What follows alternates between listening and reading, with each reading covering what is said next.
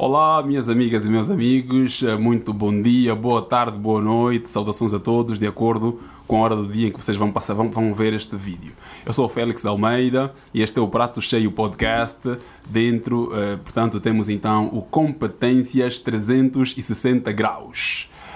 Hoje nós vamos falar sobre saúde mental e relacionamento e temos aqui dois convidados que são psicólogos de formação e vão então dar-nos aqui as suas ideias, tirar-nos as suas dúvidas, ou tirar-nos as nossas dúvidas sobre aquilo que nós queremos saber acerca da saúde mental dentro de um relacionamento. Connosco então temos a Edvânia Cassange. Edvânia, muito boa tarde, seja bem-vinda ao Prato Cheio Competências 360 Graus. Boa tarde, Félix, muito obrigada pelo convite. Obrigado, Edvânia. E à nossa esquerda, ou à minha esquerda, temos aqui o Sagrado Mateus. Sagrado, muito boa tarde, bem-vindo ao Prato Cheio Podcast. Boa tarde, Félix, boa tarde, Edvânia, e boa tarde a todos que nos ouvem e nos veem. Sintam-se em casa. Obrigado. Então, eu gostaria que começassem a definir primeiro saúde mental, né? Saúde mental e relacionamento. Para primazia os homens, né? Geralmente diz ladies first, né? Primazia as mulheres, né? Exatamente, mas ela quer aqui mudar as regras. Não vou mudar as regras, né? Vamos ser do habitual, começar sempre as mulheres. Mas posso começar? Exatamente. Boa tarde a todos que nos ouvem, né? Os que acompanham o podcast Prato Cheio. Bem, saúde mental. A saúde mental, para mim, resumindo, é o bem-estar mental que permite que a pessoa use as suas habilidades para responder assertivamente diferentes adversidades ou situação que passa, né? No dia a dia, situações diárias, sejam elas estressantes ou não. Ok. Bom, num conceito, né? Não muito mais abrangente, mas já coadjuvando aquilo que a Edvânia disse, saúde mental vamos considerar como um bem-estar mental, em que o indivíduo por si só, não é? Desenvolve as suas capacidades, né? Em lidar com as vicissitudes da vida, né? De forma a fazer aquilo que são as suas obrigações correta e com mais tranquilidade. Exato. Muito obrigado pelas definições. Agora estamos bem contextualizados. Nós trazemos este tema exatamente porque ultimamente fala-se muito sobre relacionamentos, casamentos. Há muita gente a querer se casar, por exemplo, e há casamentos que não dão certo, há casamentos conturbados.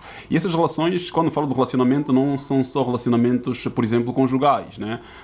Outros tipos de relacionamentos também que existem dentro da nossa sociedade.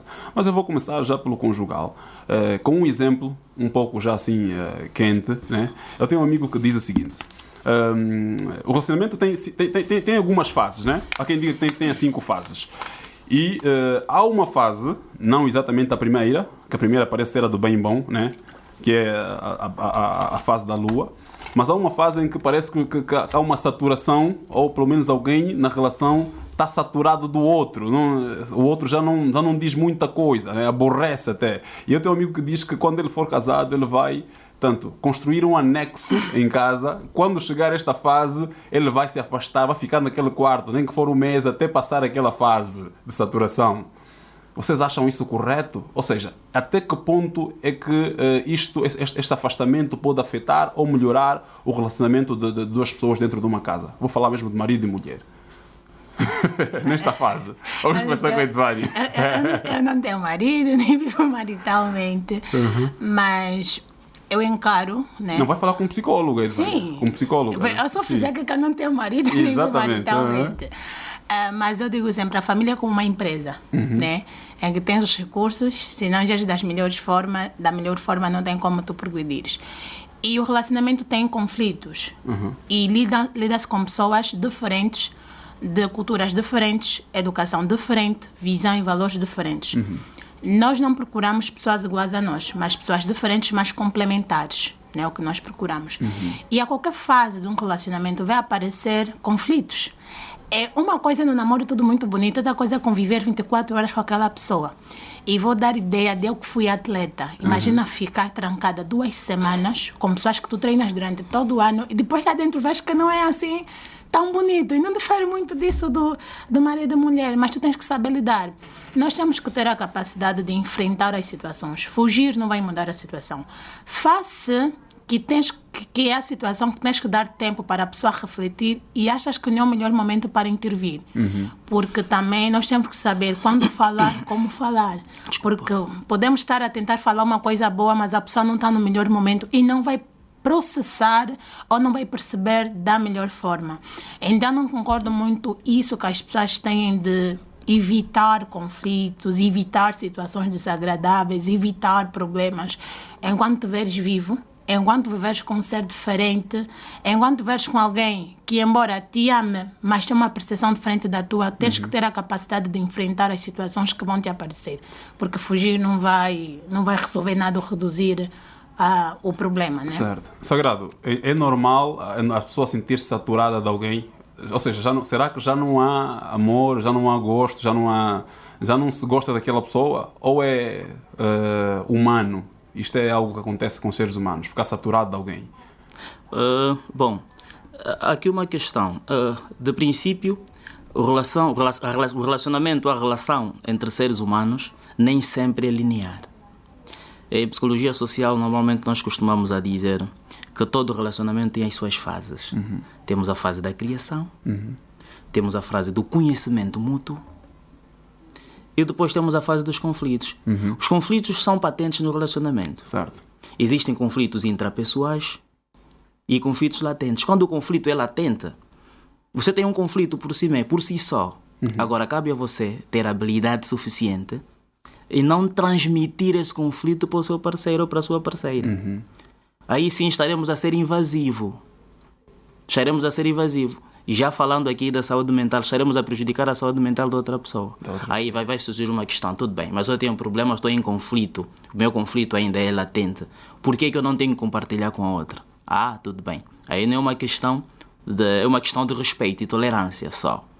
Eu não concordo muito com essa ideia de separar. Não. Aí uma questão às vezes que me foi posta. O que é o divórcio? O divórcio é o que é? É solução ou saída? Não, divórcio não é solução. Divórcio é saída. Porque solução, não. Divórcio é saída. Porque você sai. Solução é o quê? Solução é resolução de conflito. Não, mas Sagrado falou aqui sobre, vamos lá, afetar a saúde mental de uma pessoa. Aí há um conflito. Ou seja, a pessoa que quer sair, que se sente sufocada naquele relacionamento, naquele momento, quer sair dali, ou seja, quer ter um intervalo, ok? Mas em contrapartida a outra pessoa quer esse aconchego. Como é que se gere isso? Ou seja, se essa pessoa se afasta, provavelmente o bem-estar emocional da outra pessoa ou do parceiro fica prejudicado, mas em contrapartida o dele vai se restaurando. Okay? E se ele fica naquele mesmo momento, o dele é que é afetado negativamente, né? E da outra pessoa fica, vamos lá, restaurado ou mantém-se bom. Né? Como é que se gere isso? Um tem a necessidade de sair, o outro quer que o outro fique. Ou um quer que o outro fique. Como é que se gere isso? Mas é assim. e vou já estender isso um pouco mais para, se calhar, não só, vamos lá, cônjuges, né? Mas também amizade, se calhar. Né? Mas é assim, nós temos que colocar aqui duas coisas na mesa, o ideal e o real. Muitas vezes, como é amplo, nós temos uma visão ideal das coisas, só começamos a ter a real depois de experimentar e vivenciar. Antes de vivenciar, tudo é muito bonito. E como está aberto, amizades, organizações, parceiros, tudo é a mesma coisa. Nós, quando começamos a viver a realidade, exige uma maturidade emocional da nossa parte. A realidade exige uma visão não tão cor-de-rosa, mas saber que as coisas nem sempre são como nós percebemos. Na questão de alguém estar bem ou outro estar mal, existem profissionais de saúde mental. Se tu sabes que estás mal, por que o casal não vai fazer uma terapia com um psicólogo para descobrir quais são os hemisférios que o outro está a ultrapassar? Será que realmente eu sou a causa desse mal-estar? Será que tem que ver com conflito, trabalho e família? Será que tem que ver com uma pressão que essa pessoa está a passar e não quer partilhar comigo, mas eu quero que ele partilhe? Então são muitas variáveis que tem que se perceber. às vezes eu não quero falar, mas o meu parceiro quer falar porque ele, enquanto me ama, acha que tem que me ajudar, mas eu não estou preparado para falar. Mas se nós procuramos um profissional, eu já estou a ver que ele está com níveis elevados de estresse, está a contaminar até, às vezes, o próprio relacionamento do pai com os filhos, porque isso tem impacto direto nesse próprio relacionamento. Eu não tenho, até aí o meu limite chegou. Então, uma das estratégias, às vezes, é procurar quem entende da matéria para encontrar melhores estratégias para que juntos possamos dialogar e perceber o que está a acontecer. Porque é do ser humano, às vezes, querer se afastar.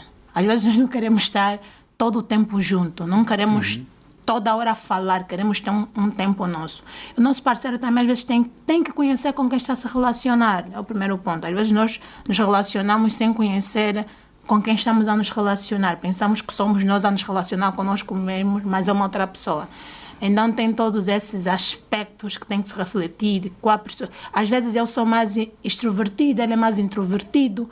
Pessoas introvertidas, quando têm problemas, muitos não falam, preferem aguentar. Mas as pessoas extrovertidas, ou posso dizer como eu, né? Sanguínea.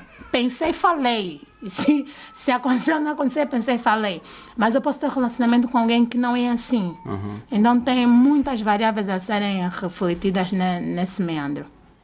Sagrado. Okay. Então. A Edvânia falou de duas coisas aí muito importantes, do ideal e o real. Quando estamos a falar do real, estamos a trazer aquilo que é a realidade do casal. Ou seja, ficar prejudica um, entretanto beneficia o outro. O contrário também, as trocas de posições também são contrárias, né? Então, é exatamente isso que nós... Pois, a questão é, nós, dentro do relacionamento, será que permitimos que outrem se abra na sua íntegra? A questão é essa, não é só o ideal ficar ou deixar que o outro parta, não. A questão é, porque eu tenho que estar livre. Tem casais que não sentem livres ao dialogar um ao outro.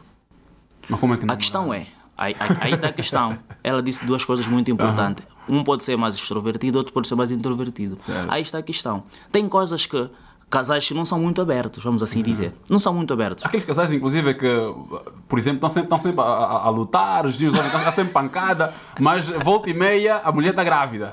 Ou seja, eles quase nunca conversam, mas a mulher está sempre grávida. Aí é o critério de resolução de conflitos com base biológica, Okay. Né? Aquilo são critérios particulares de relacionamento. E aí, então, falando aqui dessa questão que a Edvânia aqui disse, ela disse muito bem. A questão é, até que ponto o meu parceiro permite que eu fale? Ou até que ponto o meu parceiro não permite que eu fale?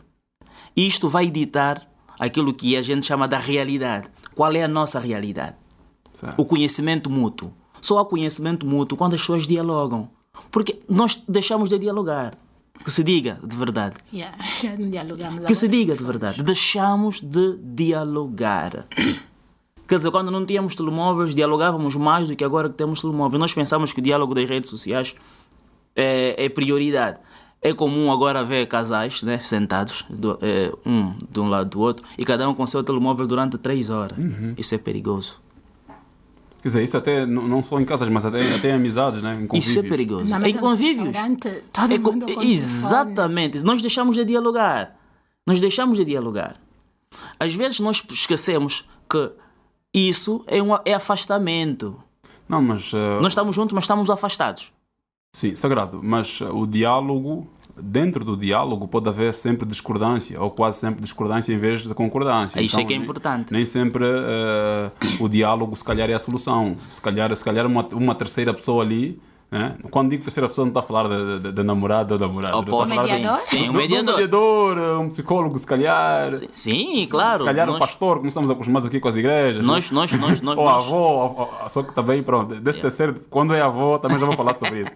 Mas só um ponto pegando na deixa do... Não esqueças o que vais dizer. Só queria pedir aqui a nossa produção. Cristóvão, o microfone do Sagrado está bem? Sim, na deixa que o Sagrado disse da questão de ouvir. Sim, Sagrado, só ficar um pouco mais próximo do microfone. Ok. Nós somos ávidos em falar e somos poucos pacientes em ouvir. Exato. Nós precisamos de exercitar algo que faz parte da comunicação empática, que é a escuta ativa. Sim. Ouvir sem julgar, ouvir sem disciplinar. Apenas ouvir. Ouvir sem exemplificar. Se fosse a minha vez, eu faria isso. Eu, quando passei por isso, também fiz isso. A pessoa às vezes não quer um exemplo, não quer julgamentos, só quer ser ouvido. Só o fato de tu ouvires alguém, ele diz, olha, eu preciso de falar. Deixa a pessoa falar, não interrompa, não dá exemplos, não discipline, não educa. Porque às vezes naquele momento que ele está, ele vai dizer, então eu vim para falar contigo, tu estás a me julgar. Porque naquele momento, talvez ele não esteja a nível mental tão bem para processar informação tal como tu estás a processar, que estás a ajudar, mas ele vai ver como um julgamento.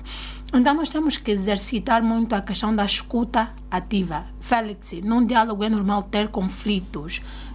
O ser humano tem a tendência de evitar conflitos. Conflitos existem para serem encarados e para serem superados. Eu digo algo sempre, os embates que tu evitas no namoro, vais pagar caro no casamento. Tem que bater de frente, é isso? As conversas difíceis... Tem que bater de frente, está a querer dizer isso? Conversas difíceis, conflitos é normal, são normais de acontecer. O ser humano, nós estamos aqui os três, mas somos diferentes. E podemos estar aqui a concordar uma coisa, mas vai chegar um momento que eu vou dizer, não concordo com isso. E não quero dizer que ele esteja errado. Okay. Mas a minha percepção, que eu gostei muito até aprender no canal, a minha mundividência, a maneira de ver o mundo, é diferente. Não quer dizer que o outro esteja errado, não quer dizer que eu esteja totalmente certa. Mas a minha percepção é essa. E nos relacionamentos, seja amoroso como não, isso vai acontecer em algum momento. Agora imaginemos, nós somos um casal que está sempre a evitar conversas difíceis. Não, vamos aguardar, tu vais te casar. O que tu não plantaste durante algum tempo, os embates, as discordâncias, não tem como tu estás preparado para enfrentar aquilo no momento mais difícil, né, para quem é casado, que é o lar. Que tu já estás a formar a tua empresa, que eu digo, os teus recursos, os teus ativos. Mas Edvânia, falando em mundividência, Edvânia tocou em algo que me chamou a atenção, né? As mundividências são diferentes, ou seja, sabemos que homens e mulheres, né, têm traços característicos, se calhar psicológicos, diferentes, né? E por serem diferentes, muitas das vezes os homens olham para o mundo de uma outra forma, para o mundo, para o relacionamento, né? Encaram a vida de maneira diferente. E isso faz com que, provavelmente, haja algum conflito. Como, por exemplo, como homem, há quem venha justificar, mas eu sou homem e posso ter namorada, por exemplo, dentro do relacionamento. Ou seja, tenho a minha esposa, mas tenho que ter uma namorada, porque o homem, naturalmente, por ser o macho de natureza, né, tem mais de uma parceira, ou então está sempre à procura de novidade, quer algo novo, né? O que é que vocês acham deste pensamento? Vou começar pelo Sagrado. Bem, para mim isso não é uma questão de masculinidade. Isso é uma questão de decisão. Começo por aí. Não é natural? Não é natural, é decisão. Eu posso... Então os números estão aí, tanta gente com... Eles querem, as pessoas querem. Não tem nada comprovado cientificamente que o homem só tem que sobreviver com 2, 3 ou 4 mulheres. Não tem nada, pelo menos que eu saiba até agora. Não sei se a Edvânia conhece algum estudo, se eu conheço algum estudo realizado por homens e que aprova ou provou cientificamente que um homem não consegue viver com uma mulher. Não sei se existe. Não, a questão não é conseguir, Sagrado, Edvânia. Aí está, a questão é esta a questão.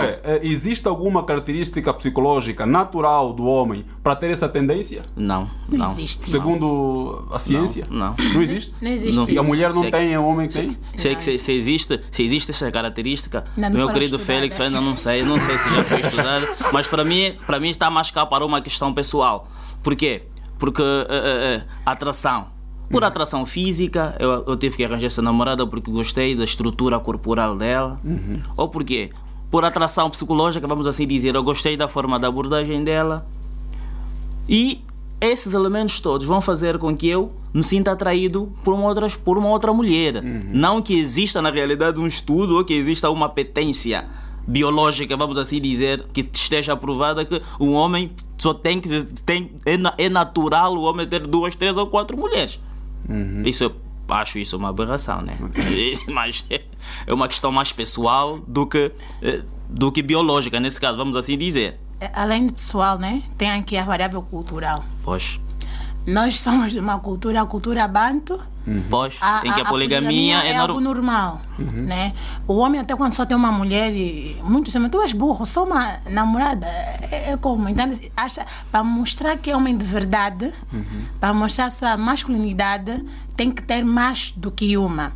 O inverso da mulher, a mulher, se tiver mais do que um homem, desculpem pelo termo, vai ser dada como meretriz.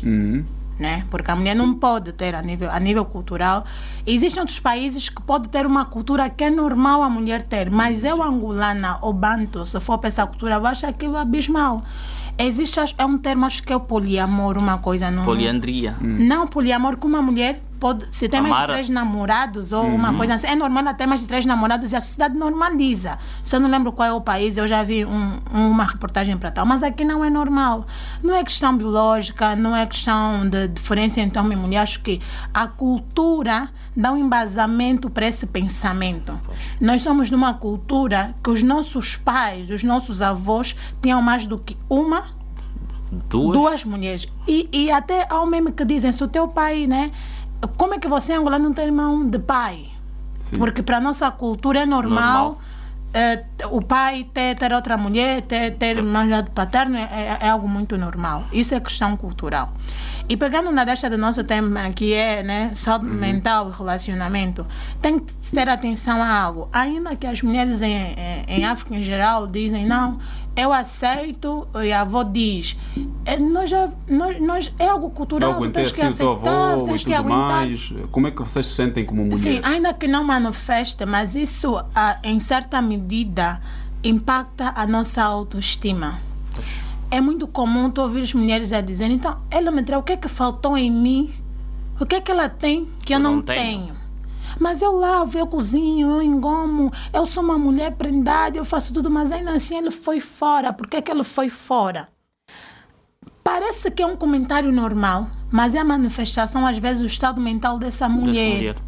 Há mulheres que desenvolvem certos distúrbios mentais só pelo facto de uma traição. Há mulheres que podem ter depressão, não estou aqui a afirmar categoricamente que entram, é uma probabilidade. Homens também. Que podem entrar em depressão por causa de uma traição. Porque o que é que ela vai colocar em causa? Não vai colocar a pessoa que lhe traiu, vai colocar ela enquanto traída, que não foi o suficiente para que o homem não pudesse olhar fora, para que o homem não pudesse trair. É como se ela tivesse a se penalizar pelo comportamento de alguém. A promover uma atribuição à causalidade disposicional. Sim. Eu que sou culpada. Eu que sou culpado. Vamos.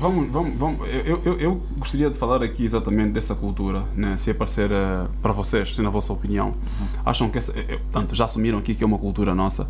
A questão é, ela vai ser, para vocês, ela deve ser combatida ou deve ser mantida?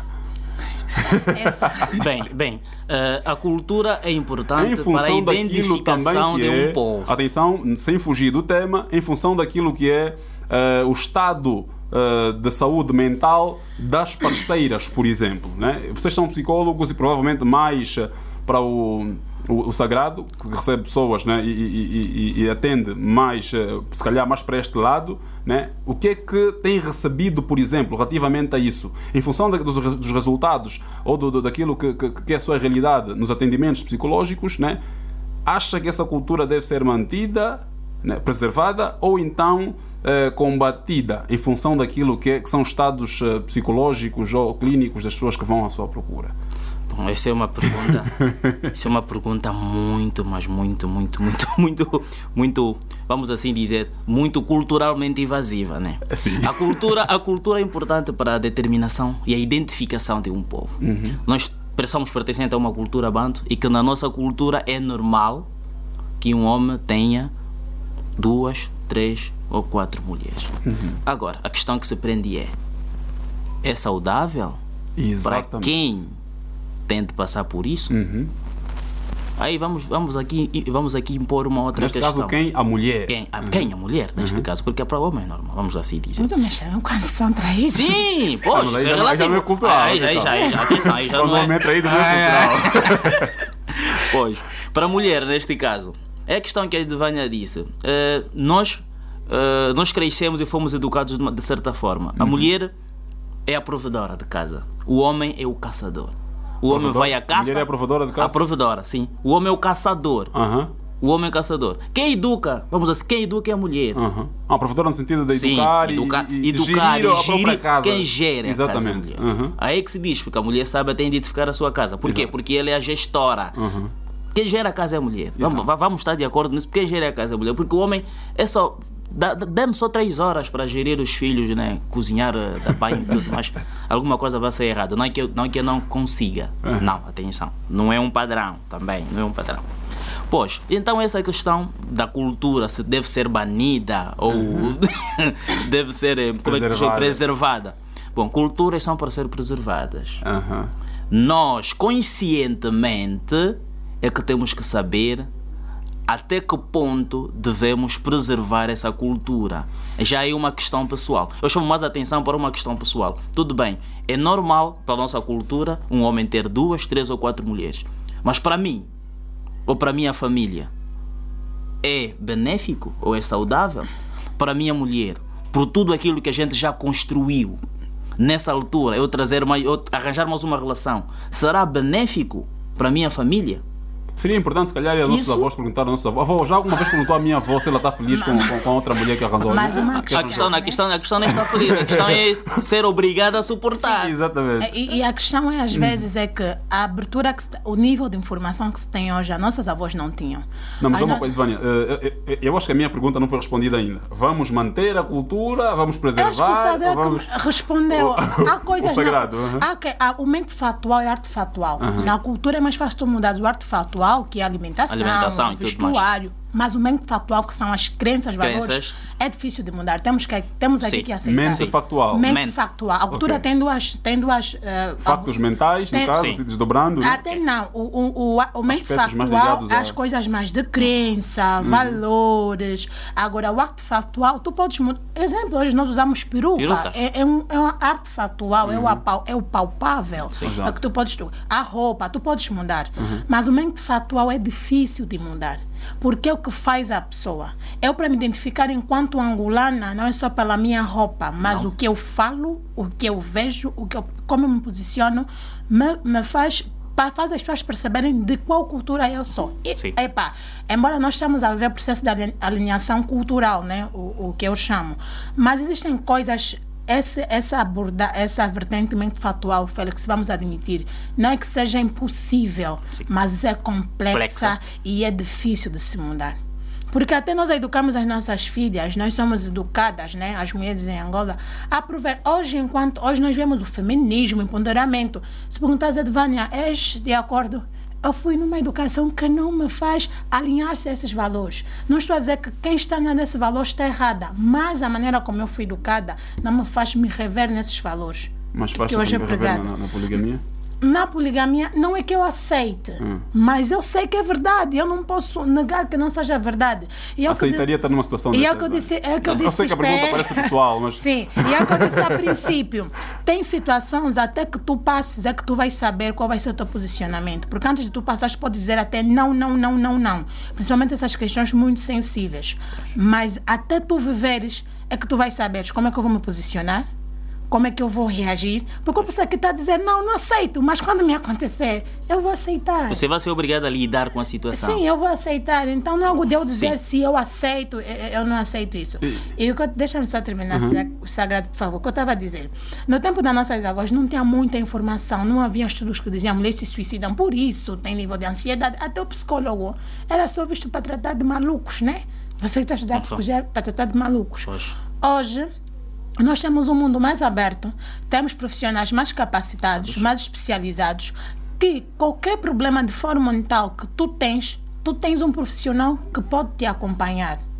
Então, a minha avó suportou, chorava no quarto, gritava, mas não tinha como tirar, porque se falasse de depressão é frescura, se falasse de ansiedade, isso é o quê? Estresse é o quê? Então não tinha como. Hoje já se fala disso porque tem profissionais capacitados e que têm legitimidade para tratar desses aspectos. Então, nós não vamos mudar aspectos mente factuais na nossa cultura. Devemos mesmo colocar em stand-by essa ideia. Ok, então nós vamos fazer uma pausa, não é? Mas antes disso, eu gostaria que o Sagrado fizesse um remate final também sobre este assunto, sobre a poligamia e como isso afeta, por exemplo, o outro lado, e para além de afetar, o lado masculino, por exemplo, que provavelmente não seja afetado por isto, mas é o lado que afeta. A ideia, como homem, né? Como é que encara isto? Acha que é normal? Devia fazer isso? No seu caso? Não.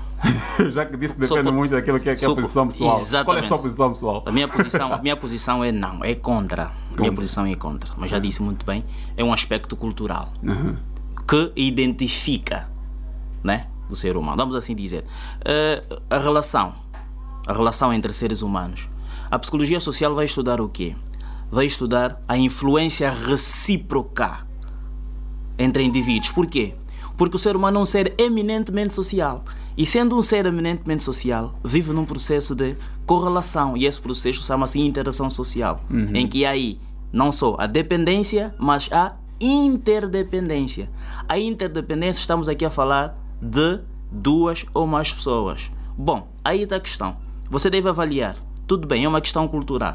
Mas o que é que vai acontecer se eu arranjar uma outra mulher? O que será daquela pessoa interdependente a mim, que é a tua esposa? O que será dos nossos frutos, que são nossos filhos, que derivam dessa relação de interdependência? Okay. É uma questão pessoal. Para mim, aspectos culturais devem ser preservados, mas como seres humanos e velando o relacionamento interpessoal, nós temos que avaliar até que ponto a preservação da cultura vai ferir outrem imposto no nosso relacionamento. Muito obrigado, Sagrado. Então nós vamos fazer uma pequena pausa e nós voltamos já. Entretanto, eu gostaria também de informar aqui ao pessoal lá de casa que se por acaso tiver algum negócio, algo para promover e queira ver, por exemplo, este mesmo negócio ou produto publicitado, basta entrar em contato connosco que vai ver então o seu produto passar aqui pela telinha ou no rodapé do Prato Cheio Podcast. E este é o Competências 360 Graus. Voltamos em poucos minutos. Olá Camba, estamos de volta, bem-vindos novamente ao Prato Cheio Podcast Competências 360 Graus. Nós estamos a falar então de saúde mental e relacionamento e temos 2 convidados aqui hoje, a Edvânia Cassange e também o Sagrado Mateus. Então, dando continuidade àquilo que é o nosso tema, eu gostaria já de fazer aqui uma pergunta meio provocadora, que é, em princípio, nós... quando olhamos para a nossa sociedade, pelo menos aqui em Angola, percebemos que o homem, de alguma forma, tem o dever de manter a família, é o provedor de casa, né? Do ponto de vista daquilo que é a economia, finanças, né? E acontece muito que quando o homem não tem essa capacidade, ou pelo menos perde essa capacidade, se calhar já tinha um emprego, mas depois, pelas circunstâncias da vida, perdeu o emprego, há uma pressão enorme da esposa, por exemplo, né? Que, inclusive, em alguns casos, fazem com que o próprio esposo tire a própria vida ou tenha um comportamento de risco mesmo para a sua própria vida. Essa pressão psicológica, como é que se explica isto culturalmente, ou pelo menos cientificamente? Começamos a ver, né? Agora vamos começar com o Mateus. Ok. Bom, culturalmente essa questão é entendida como um homem, não é? Sendo o líder, né? O líder de casa. Olha, a missão do homem vai ser o quê? Vai ser proteger a família e, por exemplo, proteger a família, alimentar a família e tudo mais. Mas atenção, não é uma questão taxativa só, como dever simplesmente do homem. Como casal, há um dever aí de coabitação. E também devemos perceber que neste dever mútuo, temos que considerar que isso é um dever mútuo, não vamos aqui dizer que o homem simplesmente é que tem esse dever de proteger a casa ou alimentar a casa. A mulher também tem. Também tem. Sim, também tem. Esse compromisso é mútuo, por isso é que é um casal. Bom, e quando acontece essa questão, o homem fica desempregado, às vezes a mulher é que tem a possibilidade de sustentar a casa. Pode acontecer que a mulher sinta-se um pouquinho mais dura, sendo ela a prover as coisas dentro de casa. Sente-se homem. Não, atenção, não pode sentir-se homem. Não, tem de sentir-se a responsabilidade Eu tenho de sentir a responsabilidade como integrante daquela casa e como mulher. Porque, em razões do marido estar a atravessar uma situação menos boa. Aí é a questão. Falou da pressão social. A pressão social surge do facto do homem ser o provedor. Ou, na realidade, o homem ser aquele que tem a missão, não é, de trazer a comida dentro de casa. Quais são, por exemplo, o quadro, ou pelo menos os aspectos do quadro psicológico que aquela pessoa pode apresentar, um homem nessa situação, por exemplo? Primeiramente, um primeiro quadro que podemos assim dizer é a frustração. Frustração. Ok, frustração. Por quê? Porque a frustração, nós vamos ter a frustração porque não conseguimos obter aquilo que a gente quer. Não conseguimos satisfazer as nossas necessidades. Aí, necessidades básicas. Nós temos necessidade de sustentar a nossa família e quando você está desempregado, aí essa necessidade você não consegue satisfazer. E então aí começa a frustração. Agora, neste contexto, o que é que vai amenizar a frustração? É você saber que a tua mulher também consegue, face a essa dificuldade, sustentar a casa e de forma tranquila. Sustentar a casa, atenção, de forma tranquila. Que não, forma tranquila é sustentar a casa sem dar aquela pressão significativa ao homem. Mas também há uma razão. O homem pode estar, quando está a passar por essa situação, tem de mostrar que está preocupado, porque também não vamos estar desempregados e vamos passar o dia a dormir. Aí também estaremos a fazer o quê? Não estaremos a ajudar a nossa esposa. A nossa esposa pode até aguentar a casa, mas nós como homem temos que mostrar também que estamos preocupados e queremos reverter essa situação. Aí sim, você vai sentir que a tua esposa vai coabitar sem pressão nenhuma. Mas quando a tua esposa perceber que você ficou desempregado, ela está a sustentar a casa, mas não nota nenhum horizonte de preocupação da tua parte, aí sim, já não vamos começar a ter um relacionamento linear. Porque vai parecer que você está a escusar-se das suas responsabilidades. Edvânio, tu ganhas mais do que ele. Deves dar mais? É assim. O deves dar mais. Eu gosto sempre de coisas situacionais face à situação. Lógico que se o meu marido não tem como prover, né? Que o homem é o provedor do lar. Vamos aqui tapar o sol com a peneira, a mulher é a cuidadora. Mas está numa situação que ele não pode prover, lógico que eu terei de dar mais. Mas não é eu dar mais porque eu quero às vezes competir, porque a situação em si exige que ele dê a mais. E eu não estou a dar mais para, como é que eu posso dizer, para humilhar o meu parceiro, mas porque enquanto casal, é mesmo casal, e casal envolve intimidade, companheirismo e cuidado, eu terei de dar mais. Sim. Eu terei de dar mais. Mas nós, infelizmente, há dois lados aqui. O homem, quando é sustentado pela mulher, ainda que a mulher, né, quando a mulher é que está a assegurar as necessidades do lar, ainda que a mulher não faça a leitura, haverá comentário, tu és fraco, estás a admitir. E todo o comentário, às vezes, que a mulher fazer, vai ser recebido, às vezes, como uma afronta. E às vezes não é uma afronta. É esse lado. E há o outro lado, que quando a mulher está a sustentar a casa, ela sente a nível superior. A nível superior. O marido já não pode apresentar uma contestação, já não pode discordar, porque é que está a prover, é que estou a fazer. E depois vem a questão da sociedade. Ainda vem aquele meme, as pessoas dizem, não entra no quarto, eu estou a vestir. Sim, o Pacheco. A mulher diz que eu vou entrar no quarto porque ela está a vestir, só porque ela é que sustenta a casa. E eu também acho que é muito a questão da maturidade em si das pessoas que estão naquele relacionamento. Porque assim, relacionamento, e não sei se é porque é da minha área, mas eu sempre vou trazer a área de psicologia, é uma empresa, uma família é uma empresa, que tem os recursos financeiros e os recursos humanos. Chega uma fase que as pessoas têm que combinar recursos para que haja lucro, e o lucro é que a harmonia dentro do lar. Ok, mas ganha mais, dá mais ou não? A mulher? Se eu ganho mais e tenho condições de dar, meu marido não pode dar, é normal eu dar. Isso aí Vânia a falar, atenção, é normal eu dar. É muito normal eu dar, porque é um lar. Mateus, como é que se sentiria nessa situação? A mulher ganha mais e ela quer dar mais. Aceita? Aceito. Não há nenhuma pressão psicológica da tua parte? Não. Okay. Por quê? Porque as nossas obrigações aí estão divididas. Nós dois temos a responsabilidade do lar. Atenção, a responsabilidade do lar não é minha, é nossa. Exato. De onde é que vem o casal? É nós, o casal é nós. Então, quando a gente casa, torna um só. Então o teu dinheiro não é meu? Sim. Sou eu que tenho que saber quanto é que... Sou a minha mulher é que tem que saber quanto é que eu ganho. Eu não posso saber quanto é que a minha mulher ganha. Se a mulher ganha 100 mil kwanzas, o homem ganha 50. É normal que a mulher diga: eu, do meu salário, vou pagar a escola das crianças, eu vou fazer isto, isto e aquilo. E é normal também que o homem diga, em função do meu salário ser ínfimo, vamos utilizá-lo para fazer isto, pagar estas contas e gerir o que vai ficar como uma poupança. Para mim, é muito normal que a mulher, quanto ganhar mais, dê mais que o marido. Já é normal. Só entrando, né, no nexo causal entre a situação econômica do marido e a saúde mental, tem uma relação muito próxima. Porque todo comportamento é motivado, né? E toda motivação surge de uma necessidade que não foi suprida, e essa necessidade acarreta um sentimento, e quando forte traz um comportamento. Pois. Se eu estou...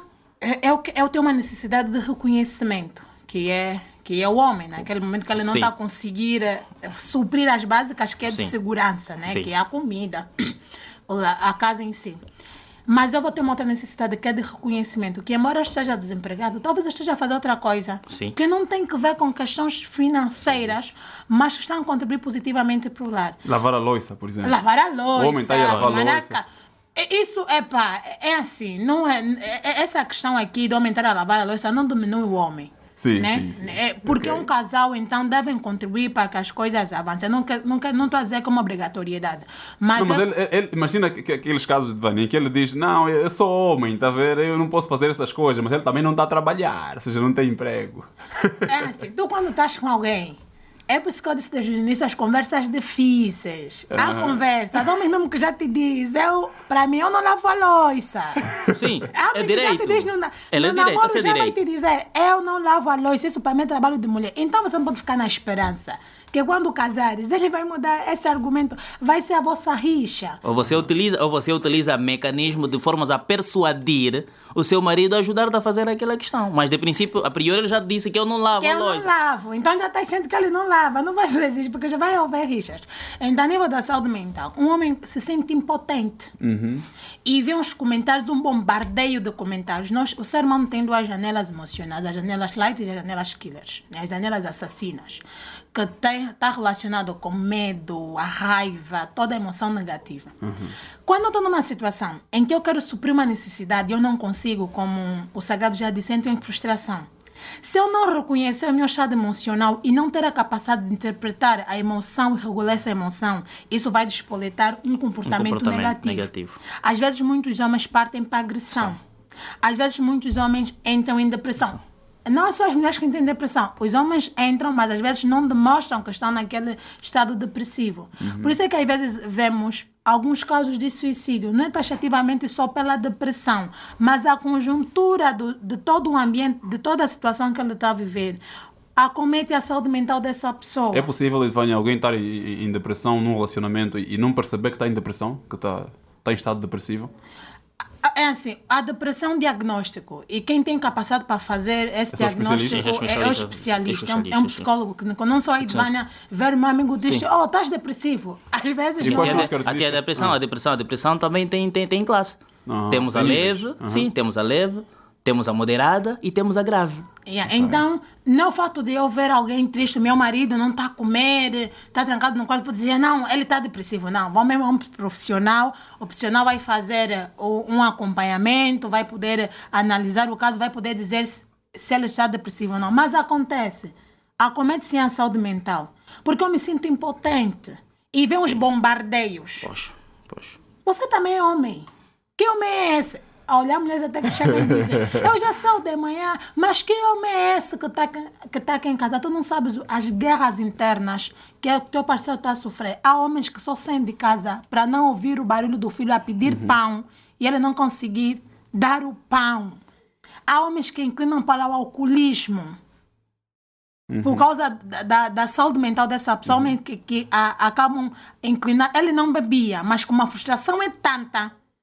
E ele não estava a porta de saída, acaba por inclinar para o alcoolismo. Em vez de ele encontrar uma parceira que vai tentar perceber, porque encontra bombardeios. Uma coisa só, já que estamos a falar de partilha, né? Falou aqui, o Sagrado disse, olha, não, vamos colocar tudo na mesa, ver quanto é que cada um ganha, quanto é que cada um deve contribuir, né? Estamos a falar de transparência e partilha. Sim.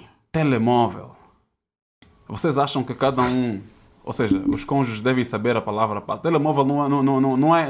Enquanto se é casado, o telemóvel não é uma coisa mais particular ou individual? Para mim não se partilha. Okay. Mas nós temos que entender...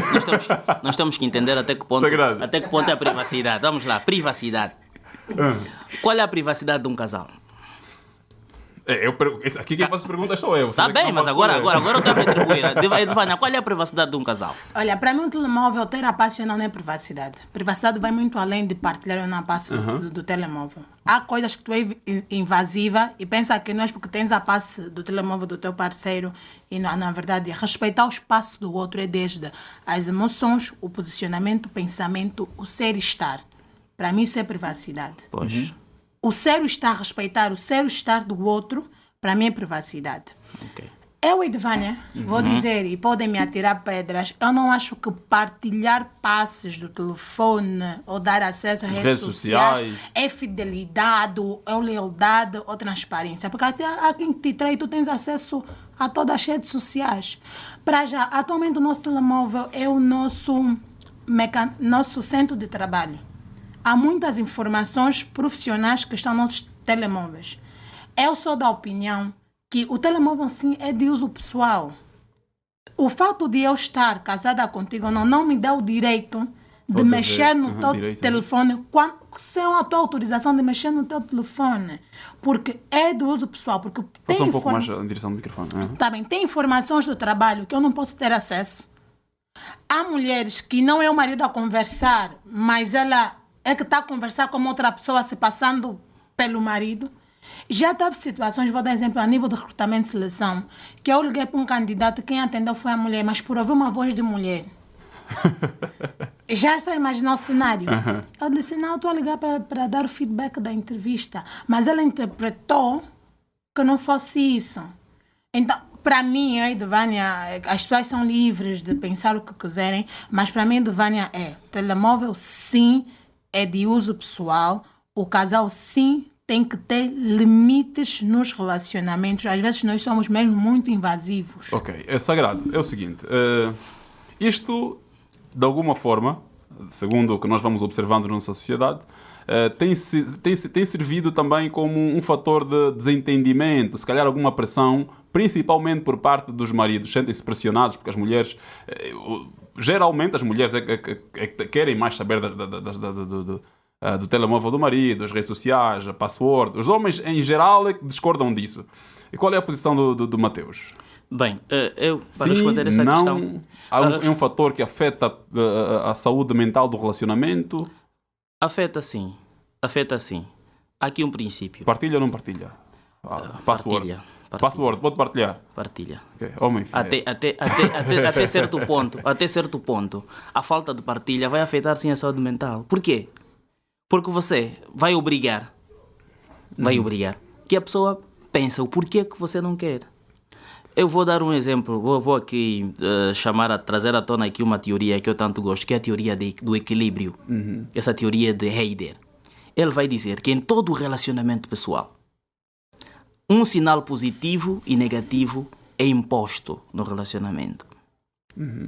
Porque a simetria, a boa forma, a proximidade e a semelhança são bases para o relacionamento. Logo, o Heider vai dizer que em todo relacionamento, um sinal positivo e um sinal negativo é posto.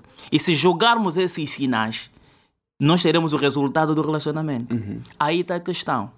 Quando tu estás constantemente a negar a palavra passa à tua mulher, ou estás constantemente a negar dar a palavra passa ao teu marido, qual é o sinal que você está a dar ao vosso relacionamento? Mas também aqui tem um porém. Positivo ou negativo? Há um porém aqui. Eu vou chegar lá. Positivo ou negativo? Aí você dá. Hoje você negou da palavra passa. Amanhã você negou. Depois da manhã você negou. Qual é o ambiente que estamos aqui a criar? Estamos aqui a falar de saúde mental. Qual é o ambiente? Um ambiente saudável mentalmente ou não? Mas então, até que ponto? Não há mais limites no relacionamento? Não. Já não há limite? A partir do momento em que estão juntos, não há mais limite? Palavra passa do telefone. Limite. O que é que tem no telemóvel? Vamos lá. A gente utiliza o telemóvel para fazer o quê? Para trabalhar no mundo atual. Vamos assim dizer. Eu costumo dizer estamos num mundo automático. Estamos num mundo automático em que o telemóvel agora às vezes é mais importante que você ficar na cozinha e fazer alimentação. As pessoas esquecem-se de comer de se alimentar por causa dos telemóveis. Vamos assim dizer. Por quê? O telemóvel você utiliza como mecanismo de trabalho. Está bem. Utiliza como mecanismo de comunicação. Está bem. A mulher vai perguntar simplesmente: marido, quero o teu telemóvel. Tu vais perguntar: para quê? Para fazer chamada. Ok, tira o telefone, dá. Ela, em vez de fazer chamada, vai nas mensagens, vai até as fotografias. Aí sim, você, como marido, questiona. Aí é mais rápido que o Speedy Gonzalez a fazer isso. Sim, agora você aí pode questionar. Aí sim você pode sentir invasão. Sim, questiona o porquê que você foi até ali. Mas será que se você, durante esse tempo todo, falei aqui dos sinais, tens dado sinais positivos no vosso relacionamento, será que a tua mulher vai ter necessidade de fazer isso? Mas temos que ver aqui algo, é assim. Há pessoas que têm o comportamento obsessivo compulsivo, há pessoas que têm ciúmes compulsivo. É mesmo um cenário que ela criou na cabeça dela. Não é realidade, mas ela criou pessoas ciumentas, que têm um ciúme doentio. Porque, assim, tanto o relacionamento tem impacto direto na saúde mental, como a saúde mental tem um impacto direto no relacionamento. Sim. Casos há que o marido não tem nada a esconder. Poxa. Mas é mesmo só a mania da perseguição dessa mesma mulher ou desse homem. Porque até existe o amor, tem um amor, acho que é o amor mania, entre os diferentes tipos de amores que tem o primeiro e o secundário, que tem mesmo aquele obsessivo, em que a pessoa tem um ciúme obsessivo. E eu não estou a acudir aqui os homens ou enaltecer as mulheres, mas é algo que é verídico. Há mulheres que vamos trazer aqui, eu não tenho a real noção das particularidades, mas existe a bipolaridade, né? Há mulheres que são bipolares, que têm diversos comportamentos, hoje estão em alta, depois estão depressivas, estão em alta, estão depressivas. Tem situações que o marido não tem nada a esconder, às vezes só falou com uma colega ao telefone, mas ela por ouvir voz de mulher, só ouvir a voz de mulher, certo, já vai cogitar que é alguém que não tem nada. E existem muitos casos verídicos. É normal meu parceiro me dizer: olha, Edvânia, podes me dar o teu telefone, preciso só de pesquisar algo. Lógico que eu vou te dar o meu telefone, também não tenho nada a esconder. Para mim o doentio é as pessoas legitimarem, parece que é uma obrigatoriedade, acho que é algo legal, até posso dizer que está se tornando legal. O casal partilhar as passes como uma expressão de fidelidade, de lealdade, de conexão. Isso para mim é utopia. Porque eu conheço pessoas que partilham, ela entra no WhatsApp, tem passe de tudo. Mas as coisas não são assim. E falando nisso, Edvânia, só aqui para provocar, tem um amigo que deu o telemóvel dele à esposa. A esposa pediu: eu quero só o teu telemóvel. Ele deu o telemóvel à esposa, a esposa pegou no telemóvel, não tinha mensagem de ninguém, nem mesmo as delas. É que eu digo assim, cada mulher sabe o tipo de parceiro que tem, né? Se você já sabe que o teu parceiro é aqueles que dizem: eu sou banto, eu sou banto, tem que ter mais. Ele apresenta certas características, não é o fato. Agora eu me pergunto: tá bem, então ele vai dar o telefone, vais encontrar a mensagem de uma mulher, vais fazer o quê? Mas aí, você vai fazer o quê? O que vai fazer? Aqui uma questão, Félix. Vamos lá perceber uma coisa aqui. A Edvânia falou aqui algumas mulheres. Nós temos que quando estamos no relacionamento, aí o conhecimento mútuo. Nós temos que perceber até que pontos nossos parceiros vão. Até que pontos nossos parceiros vão. É que nós temos que perceber, nós temos que ter essa capacidade. E esta capacidade deve ser natural. É que tu tens que saber que a minha parceira tem este limite, o meu parceiro tem este limite. Aí isso chama-se respeito. Aí aquele amor, o amor fraternal. É que dentro do casal tem de haver os tipos de amores que a gente diz. A amizade, não é? O amor incondicional, que a gente chama aí do ágape, não é? São essas questões todas que fazem com que o relacionamento seja uma caixa uma caixazita vossa. O que é que acontece às vezes? Nós às vezes damos abertura nos nossos relacionamentos, que depois não conseguimos fechar.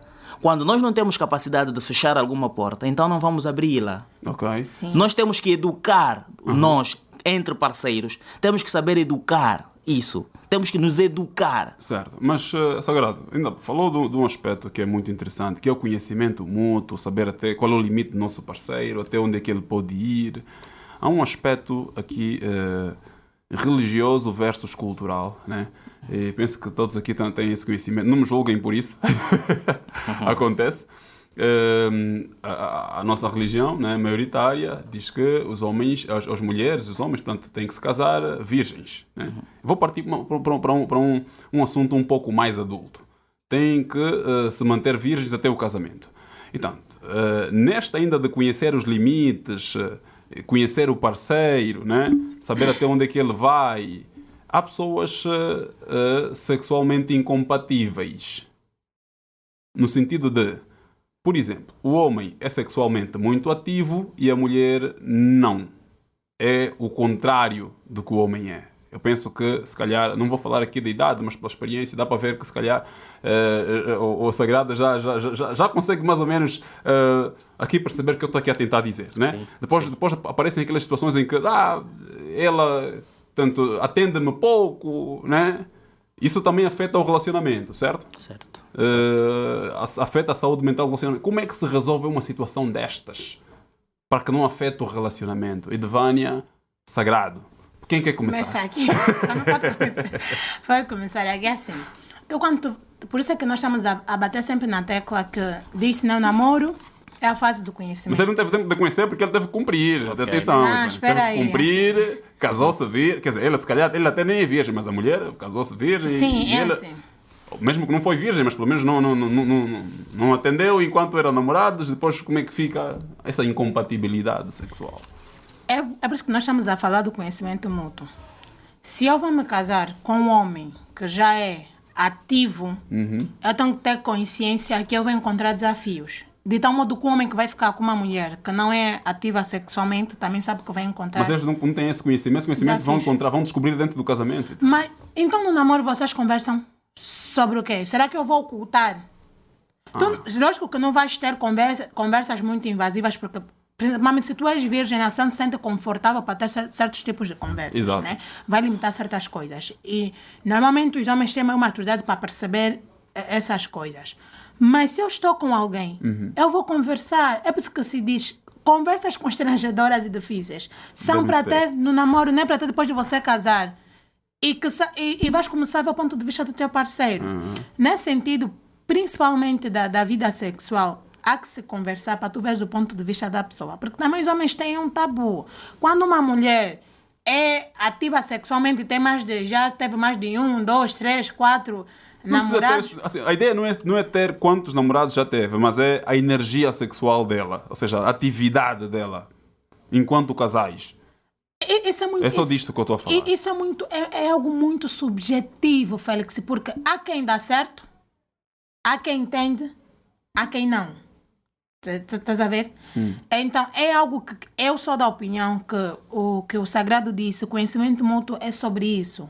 As pessoas conversarem, as pessoas dialogarem. Mas ele nunca vai ficar satisfeito, Edvânia, porque ela nunca atende, os limites dela não são os limites dele. Mas agora a questão é, o que é que te satisfaz e o que é que não te satisfaz? Estás a entender? Porque uma coisa, o que é que eu faço que não te satisfaz e o que é que eu faço que te satisfaz? Porque até especialistas, né, os sexólogos, né, aconselham que o casal tem que ter conversas do gênero. Conhecer o que é que satisfaz o teu parceiro e o que é que não satisfaz. Essas conversas às vezes parecem constrangedoras, mas tu se tu casaste virgem, lógico que antes de casar tu não vais ter esse tipo de conversa porque não te sentes confortável para ter. Mas quando tiveres aí dentro, são conversas que tu vais ter que ter. Vocês entendem? Para poder conhecer que se no momento da intimidade, o que é que satisfaz o teu parceiro, o que é que não te satisfaz. Não adianta você mentir, sim, estou bem, e no final do dia tu não estás. Sagrado. Para ela, aquilo é constrangedor. Não posso fazer isso. Ai, não me toca assim. Ai, agora chega. E ele sente-se mal porque ele têm uma outra forma de viver a sexualidade. Ok. Como é que fica isto? Falou de uma questão muito importante aqui, que é relativamente às igrejas que dizem desculpa, sexo após o casamento e tudo mais. A questão é, também não sou cristão e não... Mas respeita a religião. Respeito a religião, claro que eu respeito. Mas há uma questão. Nós, quando estamos a pregar uma doutrina, nós temos que capacitar as pessoas no sentido de compreender a doutrina que se está a ser pregada. Nós temos que fazer, além de pregar a doutrina, nós temos que fazer um exercício hermenêutico. Ajudar as pessoas a interpretar. Muitas das vezes nós damos uma doutrina, nós ensinamos uma doutrina às pessoas, mas não ensinamos como lidar com aquela doutrina. Eu sou jovem, não é? Tenho uma vida sexual ativa e vou me comprometer com alguém que não tem uma vida sexual ativa. Eu conscientemente sei que esta pessoa não tem uma vida sexualmente ativa, ou vida sexual ativa, melhor dito. Eu estou consciente deste facto. Então, a minha consciência deste facto tende a fazer com que eu não consiga, não tome uma decisão que depois possa me deixar em estado dissonante. O que é dissonância cognitiva? A dissonância cognitiva vai surgir após a tomada de uma decisão. É que todos os aspectos negativos da decisão tomada vão entrar em discordância com os aspectos negativos, positivos da decisão não tomada. O que é que você vai pensar? Se eu soubesse, não faria aquilo. Mas você está consciente do sítio onde você está a ir. Agora é a questão, você vai dizer que sexo depois do casamento, tudo bem. Mas tem jovens aí que são noivos já. Qual é a educação sexual que estes jovens têm? Será que você, quando diz sexo depois do casamento, tu estás a preparar a mente dos jovens que quando só vão poder se relacionar sexualmente após o casamento? E estás a dizer, também estás a ensinar como é que eles vão fazer depois daí? Porque há uma semana, há um período que é do conhecimento mútuo. O conhecimento mútuo, vamos assim dizer, você pode namorar com alguém durante 8 anos e não conseguir viver com essa pessoa dentro da mesma casa durante um mês. E se for, por exemplo, o contrário, vamos lá, Mateus, ela, como homem, ela falar como homem, né? Em geral, obviamente que isso não é para todos, por isso é que eu digo sempre em geral, os homens pensam, bem, se ela tem ela é assim tão craque, né? Vamos usar essa palavra entre parênteses, se ela é assim tão craque, então não vale a pena, eu estou-me a sentir aqui, se calhar, a mulher ou mal. Como é que se lida com uma situação dessas, por exemplo? É simples às vezes. É só perceber qual é a raiz genealógica dela. Qual é a cultura dela. Qual é a tradição da família dela. É que tem famílias que dão orientação sexual aos seus filhos. Principalmente as mulheres. Dão educação sexual às mulheres. Há famílias que as tias sentam com as filhas e dizem, minha filha, tratar o marido é assim, assim e assim. Dão todas as diretrizes aos membros da sua família, principalmente mulheres, de formas a capacitá-las no sentido de satisfazerem os seus maridos. E há uma situação, não sei se vocês já ouviram dizer, Edvânia, eu já ouvi um especialista dizer o seguinte, olha, os homens, as mulheres apaixonam-se pela constância de contacto com a mesma pessoa, né? Em contrapartida, os homens depois tendem a ficar saturados e afastar-se dessa pessoa. Não sei se vocês já ouviram falar sobre isto. Tanto é que um dos exemplos que ele deu é... disseram, não, mas então a prostituta envolve-se com muita gente, mas ela não ganha sentimento por ninguém. Depois o especialista respondeu o seguinte, não. Ela geralmente ganha um afeto ou apaixona-se pelo cliente mais assíduo, né? Perceberam mais ou menos quais os dois polos estou aqui a tentar trazer, né? Sim. Ou seja, a minha questão é a seguinte. Como é que se gera a situação, esses traços característicos dos homens e das mulheres, né?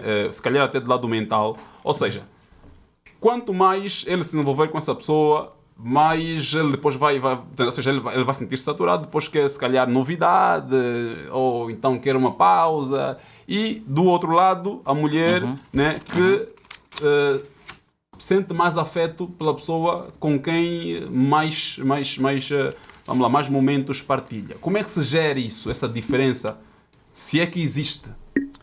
Como especialista, eu vou começar pela Edvânia, que está um pouco calada já há algum tempo e com uma cara meio trancada. Não sei porquê. É assim, é que eu disse a princípio, né? a nível do estudioso, ainda bem que falou do estudo, existe um amor que é chamado o amor eros. Que está voltado com aspectos eróticos, sexuais ou físicos. Sim, eros. O eros. Sim, e tem o amor storge, romântico. que está mais Eros, voltado romântico, storge. Sim, o storge está mais voltado para a amizade. A base é amizade, companheirismo. Afinidade. Storge. Talvez esse especialista, não sei quem foi, eu não tenho aqui dados, olhou mais nessa divisão dos tipos de amores. Se for o amor eros, lógico que o único foco vai ser a minha necessidade mais básica, que é a fisiológica, que é fácil de saciar. Essa é a mais fácil de saciar. As necessidades básicas, as fisiológicas, são mais fáceis de saciar. Então, se eu estou numa vertente de amor eros, lógico que o meu foco vai ser sexual e o físico. Eu não vou... Como é que eu posso dizer? Eu vou canalizar os meus sentimentos para que não transponham essa barreira. Porque o que eu sinto só está baseado aí.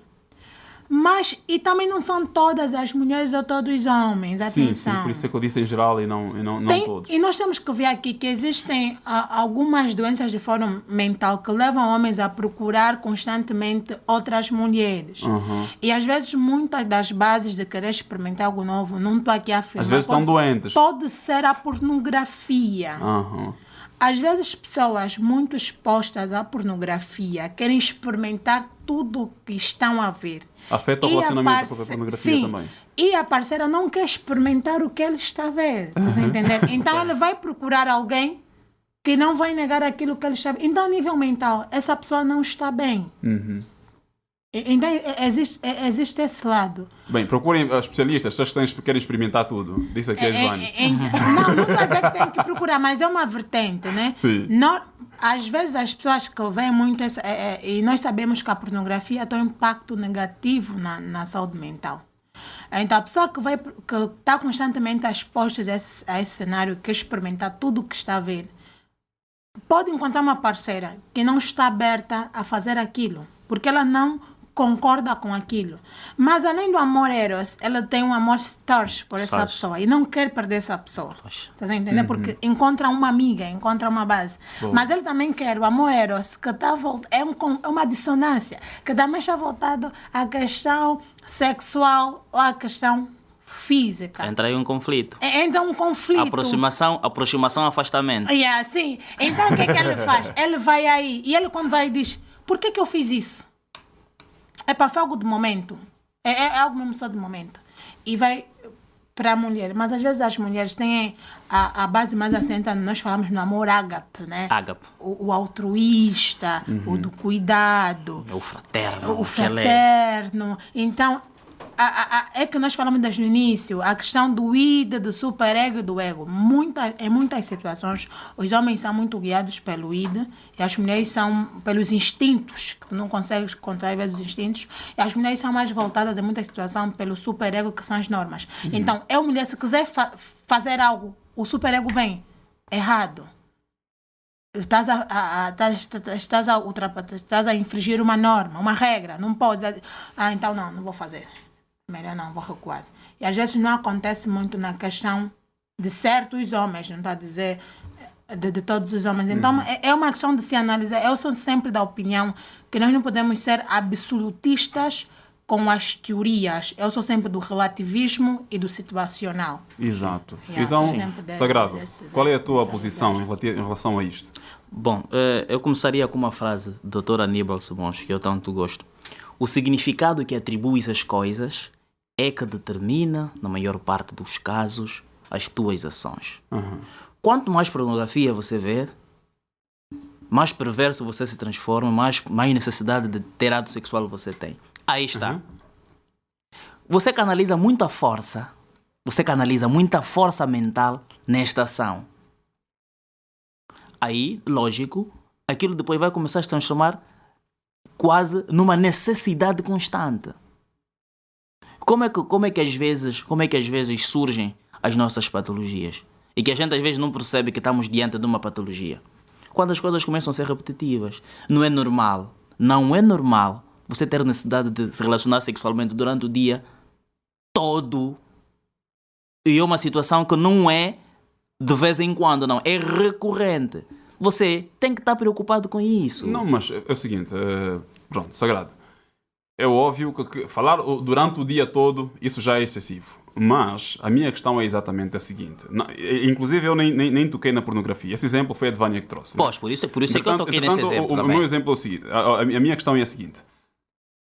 Ele, portanto, em função da constância com a mesma pessoa, né, de envolvimento com a mesma pessoa, ele tem a tendência em se afastar, ou seja, perder um pouco o afeto, porque já não há novidade ali, né? Entretanto, do outro lado, ela, né, segundo alguns especialistas, pela constância, mais quer se aproximar. A questão é, como é que se gera esta corrida em que um vai um tenta afastar-se e outro tenta aproximar-se? Como é que se gera isso? Primeira coisa, manter a chama acesa. Como casal, nós temos que saber manter a chama acesa. Como é que se mantém a chama acesa? Aí está. Como é que se mantém a chama acesa? Primeira coisa, sair da rotina. Sair da rotina. Ou saber... Seja, não fazer sempre as mesmas coisas. Exatamente. Sair da rotina, não fazer sempre as mesmas coisas e estar sempre preocupado com a satisfação do outro e não somente com a tua satisfação. É que muitas das vezes nós, quando vamos nos relacionar, nós estamos preocupados com a nossa satisfação. Nós temos que estar também preocupados com a satisfação do outro. Nós às vezes nem sequer sabemos, nem sequer temos o cuidado de saber ou de questionar se a nossa parceira está satisfeita. Okay. Nós às vezes nem temos cuidado de saber se a nossa parceira está satisfeita. E às vezes as nossas parceiras também nem têm o cuidado de saber se o nosso parceiro está satisfeito. O que é que vai acontecer? A relação constante depois aí vai começar a ter um declínio. Para que esse declínio não aconteça, nós temos que manter a chama acesa, dialogando, questionando. Minha querida, está feliz? Está satisfeita? Nós às vezes pensamos... Exato! Nós às vezes pensamos que isso é idiotice. Não! Não é idiotice. Nós temos que saber até que ponto a pessoa se sente satisfeita estando ao nosso lado. O que é que eu posso fazer para mudar um determinado quadro? Com isso nós temos que dialogar. Ultimamente, a cama seria um local de trégua e de paz. Mas não, nós agora, em vez de ir para a cama dormir, vamos para a cama pensar. Ou vamos para a cama refletir. Nós estamos a utilizar as cadeiras para dormir e a cama para refletir. O que é contrário. Nós temos que ir para a cama, onde é o momento de fazer trégua. Nós temos que estar tranquilo. Mas não, os nossos estresses, as nossas vivências diárias são vividas quando nós estamos na cama. Está a ver? Nós temos que manter a chama acesa. Isso vai acontecer. A relação entre seres humanos nem sempre são lineares. É complexa. Não são lineares. Você vai perder o interesse por mim em detrimento de algum comportamento apresentado. Eu vou perder o interesse por ti em detrimento de um comportamento apresentado. Agora cabe nós sentar e consertarmos. O que é que falhou? Onde temos que mudar? Mas isso tem de ser uma entrega mútua. E concorda com essa afirmação, segundo a qual, pronto, ele é o pai dos meus filhos, vou ficar só já para preservar o lar? Não concordo. Às vezes tem um termo, né? Eu acho que é a questão da epsiedade, a essência e a relacionalidade que eu encontro com o outro. A essência, ou a epsiedade, a relacionalidade, o encontro com o outro. Eu, quando vou ao encontro com o outro, levo uma parte da epsiedade, que é a minha essência. Nunca vou só. Mas eu tenho que ter em conta que esse outro não vai ser tal como eu desenhei.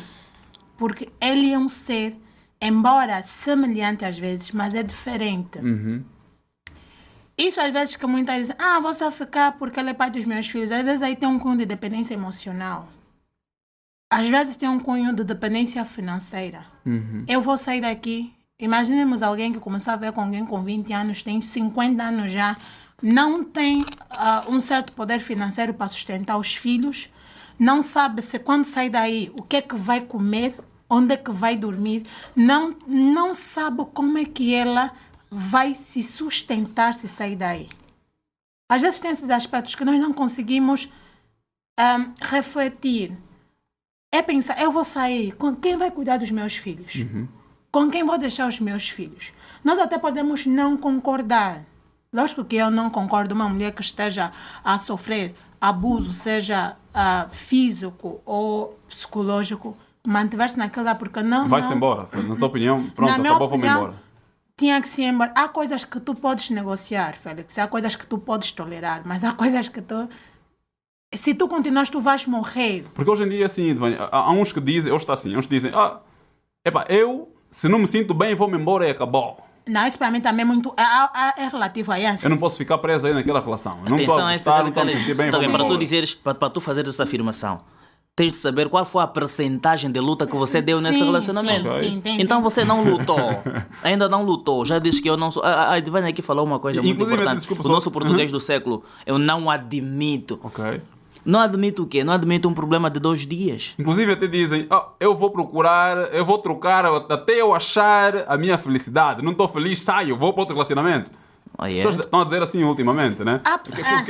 Temos também que ver pessoas que não têm maturidade emocional. Não têm maturidade emocional. Sim, a questão da maturidade emocional é assim. Tu tens que estar... eu vou dizer sempre que eu posso não ser casada, posso não ter marido, mas vem aqui a questão da amizade, né? Como as nossas amizades.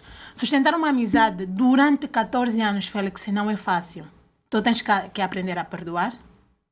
Tens que aprender que estás a lidar com um ser falho que vai errar contigo. Não cobrar gratidão. Nós temos a mania de cobrar gratidão. Eu estou a fazer, ele tem que ser grato. Coloca na tua mente, a pessoa pode ser ingrata contigo. Não atribuir responsabilidades à pessoa que a pessoa não sabe que tem, que nós também fazemos em muita situação. Então, é um campo que tu tens que refletir sobre muita coisa. Porque eu te digo, se fosse não admito, ninguém teria amigos aqui. Não só namorados, até amigos. Até amigos nós não teríamos. Ok. Se eu perguntar como é a tua relação com o teu amigo desde a infância até hoje, já teve coisas que você disse, se não perdoar... É um contrato. A amizade vai estragar. É um contrato. Esse contrato renova-se a cada dia em detrimento do vosso comportamento. Esse contrato pode ser renovado ou pode ser revogado. Atenção, esse contrato feito renova-se em detrimento daquilo que são as vossas necessidades. Ok. E essa coisa do não admito, eu não admito. Hoje, agora relaciono isso com empoderamento feminino. Né? Não olhem mal para mim. Empoderamento feminino que está muito assentado no não admito. O que é que tu achas disso como mulher, Edvânia? E depois também o Matheus vai ter que me dizer, né, qual é a opinião dele sobre isto, se aceitaria. Edvânia. A primeira questão é como é que nós temos definido empoderamento em Angola. Eu, Edvânia, né? Eu acredito que às vezes o empoderamento em Angola é muito distorcido com a independência financeira. Há mulheres que são independentemente financeiras, mas não são empoderadas. Ou seja, relaciona-se o empoderamento exclusivamente para o poder financeiro. Okay. É a leitura que eu faço. Mas o empoderamento está muito além do poder financeiro. O poder financeiro é uma das facetas do empoderamento, não é um empoderamento por si só. Se eu não saber quais são os meus direitos, quais são os meus deveres, aonde é que eu posso chegar, quem eu sou, se eu não me conheço, eu não sou empoderada. Porque não é só questão de eu ter o poder de comprar um carro, uma casa, não é só isso. Isso é uma das facetas, é como se fosse uma dimensão de empoderamento. Depois o empoderamento tem outras dimensões que complementam esse construto. E quais são essas dimensões, por exemplo? Tem a dimensão ideológica. O autoconhecimento é uma dimensão do empoderamento. Eu, para me relacionar com alguém, eu tenho que me conhecer para saber onde é que são os limites dessa pessoa nesse relacionamento. Porque às vezes o que acontece? Eu, quando não me conheço, eu vivo de rótulos. Mas o empoderamento, portanto, podemos considerar o feminismo empoderamento? São coisas, eu digo que são coisas diferentes, né? São coisas diferentes? São coisas diferentes. O feminismo é visto, né, defendido do que eu vejo como um movimento que se levantou para erguer as mulheres na sociedade, fazer face aos direitos que nós temos, que não recebemos. Né? É como se fosse um combate entre machismo e feminismo. Ok, então a Edvânia acha que o feminismo é o outro lado da moeda do machismo. Sim, eu acho que é isso. Eu acho que eu e Edvânia mesmo. Ambos estão errados, no caso. Sim, eu acho que é isso. É como se fosse um antídoto que criaram para combater uma doença, né? Que é o machismo, para tornar o nosso sistema imunológico feminino mais forte. É isso, tá vendo? É como uma vacina que criaram para as mulheres conseguirem fazer face aos desafios. Mas a vacina não é boa. Levar as coisas no absolutismo é perigoso. Parece que se tornou algo absoluto. É assim, é assim, é assim, tem que ser assim e acabou. A mulher tem que ser assim, temos que ter isso, acabou. Eu defendo a equidade, porque acredito que é verdade chegar-se à equidade, mas a igualdade para mim é uma injustiça, né? A equidade, sim. E o feminismo, às vezes, a equidade dá a cada um que lhe é merecido. E a às igualdade é dar a todos a mesma coisa, é o que nós defendemos. Igualdade dá a todos a mesma coisa. Não é mas justo. Equidade é dar a cada um que lhe é merecido. Adaptar as necessidades, ou seja, adaptar as benesses a todos, neste caso, Sim. né? Então, até esse ponto, a equidade sim, mas... A igualdade não é justa. já. Então, nós às vezes queremos ser igual. O feminismo às vezes vem, quero ser igual ao homem. Se o homem pode, eu também posso. Se ele vai, eu também vou. Epa, eu e Edvânia, vou sempre fazer aqui, eu e Edvânia, para depois não dizerem, afirmou que as mulheres... Não, eu e Edvânia defendo o seguinte, eu acho que o feminismo foi uma vacina que criaram para combater o machismo e está a dar um efeito reverso ao que se queria. Sagrado, eu não vou voltar. Ele também tem braços, tem pernas, por que ele não faz? Eu que tenho que chegar cansada de serviço, vou fazer? Não, nem pensar. Tem alguma coisa isto a ver com o empoderamento feminino e de alguma forma o feminismo também? E aceitaria isso? Não exatamente não. Eu não vou cá repetir o conceito que a Edvana deu do feminismo ou do empoderamento. Não vou repetir. Mas dizer aqui uma coisa muito importante. Para mim, o empoderamento tem a ver estritamente com fatores comportamentais. Só fatores comportamentais. Unicamente. Por quê? Porque uma mulher não precisa ser feminista. Só tem de ser feminina. Ok. Mulher não precisa de ser feminista. Seja feminina, que você terá o respeito. Seja feminina, que você terá o respeito. Seja feminista, que você terá adversários. Certo. Porque você, como feminina, defende outras coisas. E como feminista, defende também outras coisas. E como feminista, é mais fácil você ter adversários. Por quê? Porque você vai defender ideologias que vão te trazer ao conflito ou à equiparação do homem, que é aquilo que a Edvânia disse. Ultimamente está-se a ver o empoderamento como o quê? Como igualdade, como o sentido da igualdade. Para mim, o empoderamento é uma questão comportamental. Quem é uma pessoa empoderada? Uma pessoa empoderada é alguém que consegue defender uma determinada ideologia, primeiramente. Ideologia que? Ideologia não contrária àquilo que é a sua própria realidade. Segundo, é alguém que consegue reconhecer os aspectos sociais, dominar aquilo que são os aspectos sociais. Quais são esses aspectos sociais? Saber ser, saber estar, saber viver e saber viver em grupo. Para mim, o empoderamento é isto. Uma pessoa empoderada tem de saber dominar, ou tem que ter domínio daquilo que é o seu papel social. O empoderamento não pode ser visto como um mecanismo, como um trampolim, né? É isso que ultimamente está a se usar. O empoderamento como um trampolim para poder se igualar ou igualar-se. Ok. Estão a ver o empoderamento como uma igualdade de género. Ok. Mas já vamos terminar já. Eu gostaria que no final cada um de vocês citasse aqui 3 características de um relacionamento abusivo. Okay? Entretanto, antes disso, é uma situação, né, que é muito recorrente na nossa sociedade.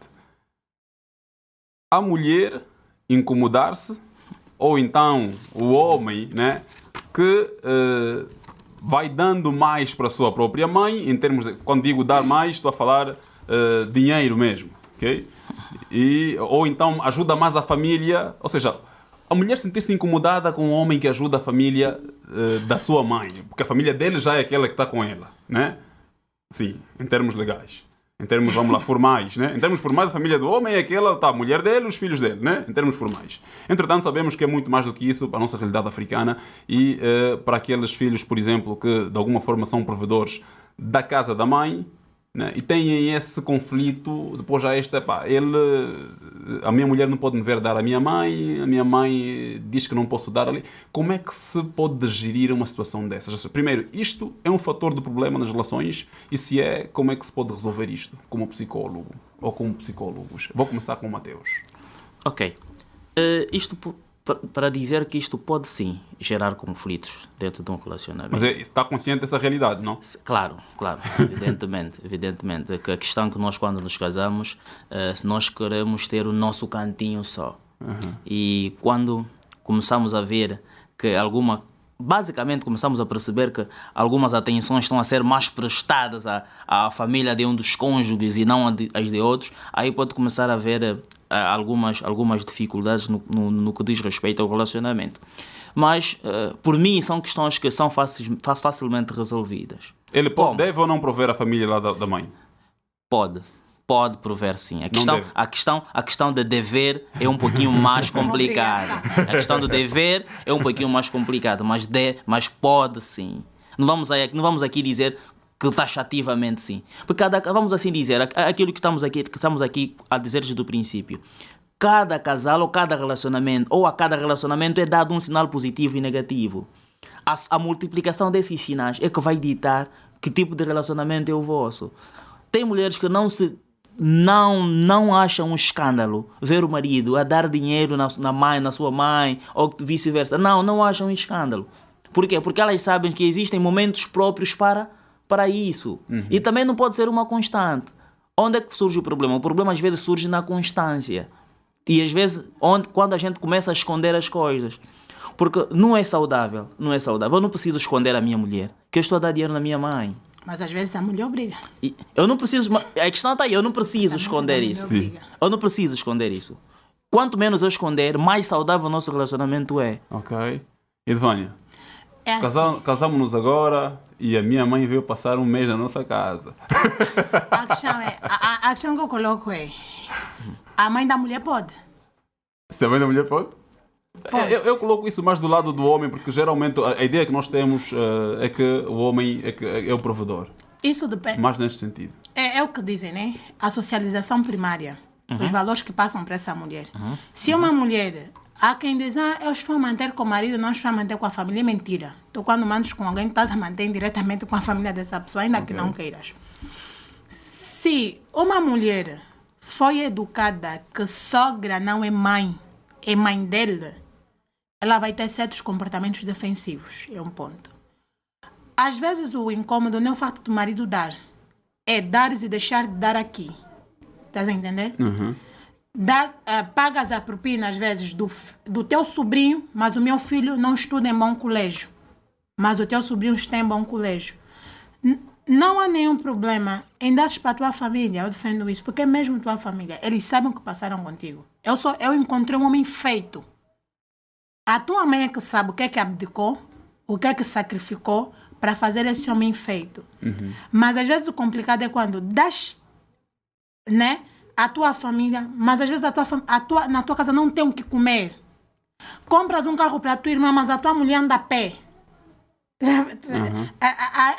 Para mim, aí é que começa a ter os problemas. Mas se eu tenho o que é meu por direito enquanto tua mulher, é tua mãe.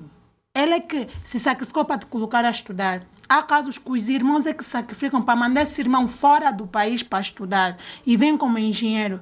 Não sou eu que te encontrei um homem feito a dizer não pode já na tua família. Agora que já na tua família como mulher, pode.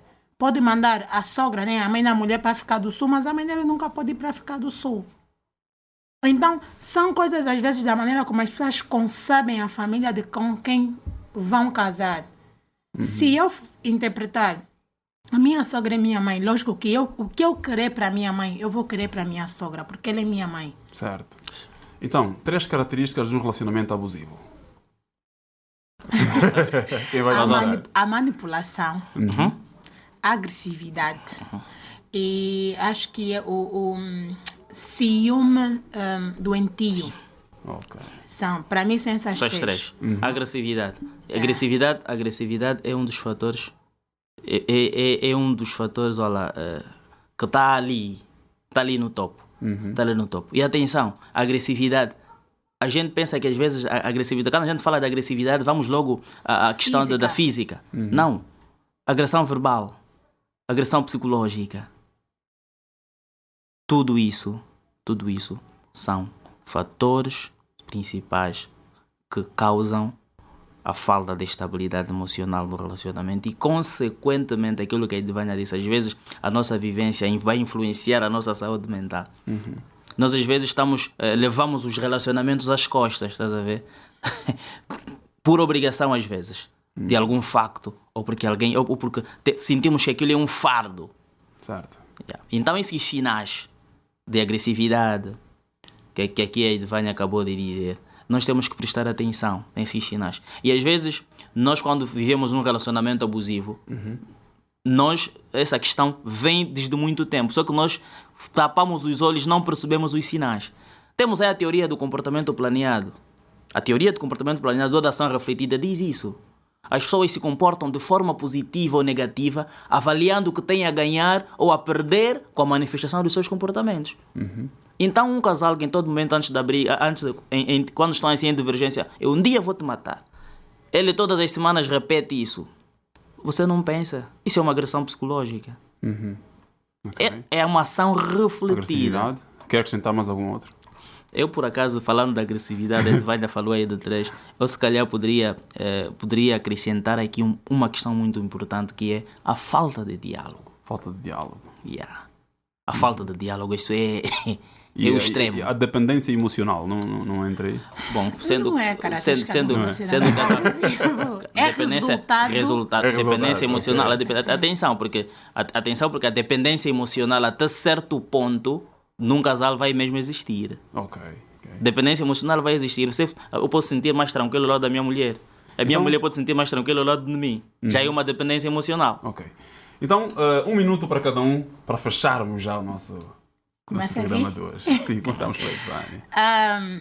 1 minuto? Sim, 1 minuto. Se quer falar do lado cheio, quer falar do programa, quer falar de alguma coisa relacionada ao tema, à vontade. Primeiramente, agradecer ao convite que me foi feito para estar aqui. Gostei da experiência, gostei do meu companheiro do painel. Foi uma conversa muito fluida e muito boa. Pude aprender muita coisa à medida que partilhava. E dizer que há uma dualidade. A saúde mental pode comprometer a qualidade do nosso relacionamento e a qualidade do nosso relacionamento pode ter impacto direto na nossa saúde mental. Dialoguem mais. Conflitos existem para serem enfrentados, conversas difíceis existem para serem tidas. A qualidade disso vai depender da maturidade emocional e da maturidade em geral até das pessoas que estão nesse relacionamento. Nunca vai ser nada linear. Obrigado, Edvânia. Então, bom, Mateus. Primeiramente agradecer pelo convite que me foi formulado e dizer que foi um programa salutar. Agradecer a presença da minha companheira de painel, Edvânia, e dizer que dou-vos força, que continuem, que nada é fácil, é caminhando que se faz o caminho e a excelência atinge-se gradualmente. Um conselho: saúde mental e relacionamento. A relação entre seres humanos nem sempre são lineares. Tudo vai depender da capacidade dos indivíduos em lidar com as vicissitudes da vida.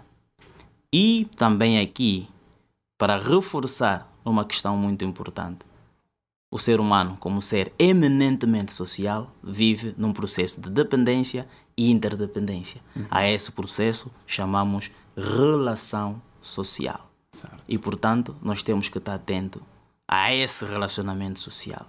E uma coisa importante do casal: seria bom que os casais se guiassem a partir da sua própria interpretação dos fenômenos e não somente por ideias e opiniões de outras pessoas, porque o relacionamento é a dois.